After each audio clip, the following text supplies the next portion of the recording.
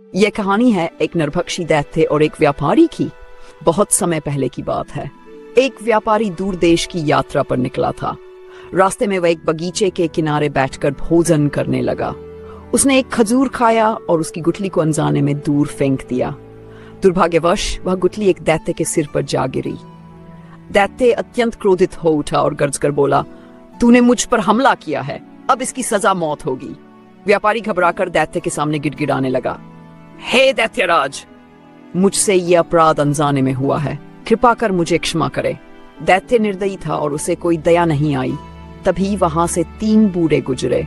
उनमें से पहले बूढ़े ने आगे बढ़कर कहा, हे दैत्यराज, यदि मैं आपको अपनी एक ऐसी कहानी सुनाऊं जो आपको अत्यंत अद्भुत लगे तो क्या आप व्यापारी का अपराध क्षमा कर देंगे? दैत्य कुछ सोचने लगा और फिर हामी भर दी।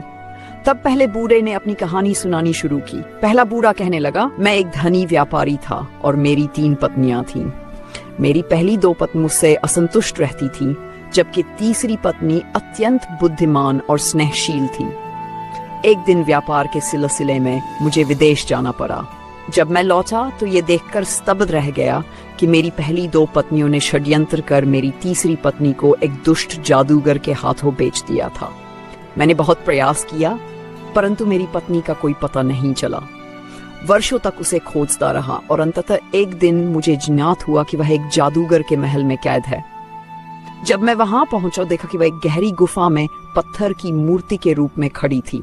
जादूगर ने उसे श्राप देकर पत्थर बना दिया था और उसे पुनः जीवित करने का एकमात्र उपाय था नागलोक के राजा का अमृत।